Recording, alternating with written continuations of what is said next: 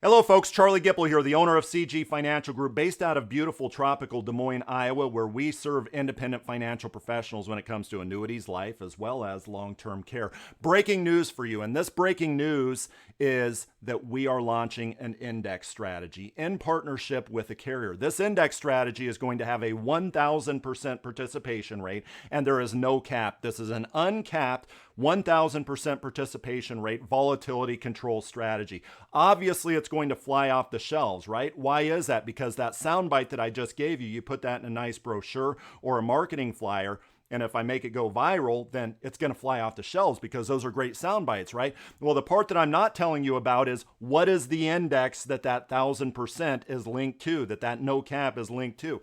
This is where I created the CG 0% volatility control strategy. And what this has done over time is this. If you put $100,000 in here, and if we go back and back test this like 50 years back, how your $100,000 would have been this.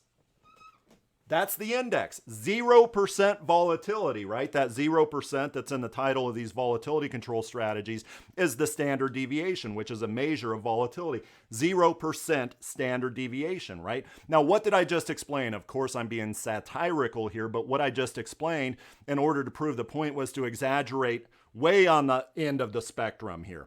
What I just explained was it doesn't matter what the participation rate is on this index. It doesn't matter that there's no cap on this index. This participation rate could be 5,000%. If zero volatility is zero volatility, then zero is what the client is going to get. Now, first of all, I like volatility control strategies. It may not seem like it, but in general, I like them better than the traditional non-volatility control strategies, like the S&P 500 with a 5% cap, for example. I think that there are volatility control strategies with various companies, not all companies, with various companies that do tend to outperform what the traditional index strategies have done over time and probably will continue to do so. So let me throw in that caveat first, and then secondly, give you the truth behind volatility control strategies.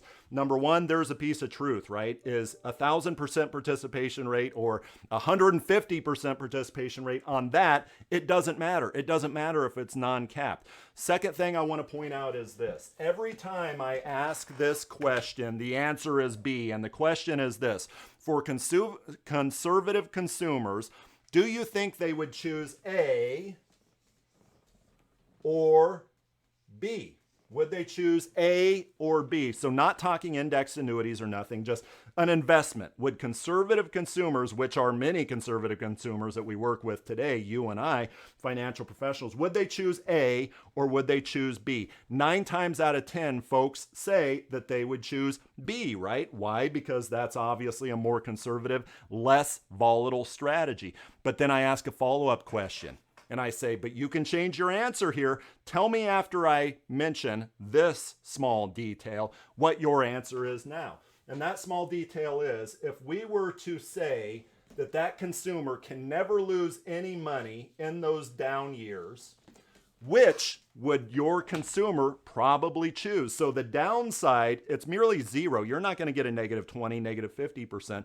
So with that being said, under the framework of an indexed annuity, would consumers rather choose A, a volatile index, or B? 8 times out of 10, I would say that people say they would choose A. They would change their answer and choose A. Well, what that is, in my example here, is the S&P 500 index. What that is down there is a volatility controlled strategy. Now, the downside to this is that's extremely expensive to hedge, and therefore the investment banks will effectively say, well, but the thing is we're not going to pass through to you all of that upside. We have to cap it out at, say, 3.5%, 4%, 5%. We have to cap out just a traditional non-volatility control.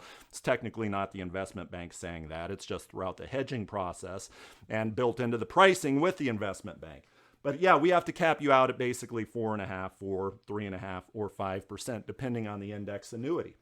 Okay, so this gets into the conversation of, is a 150% participation rate on that without a cap on that better than 3.5% cap, 4%, 5% cap on that.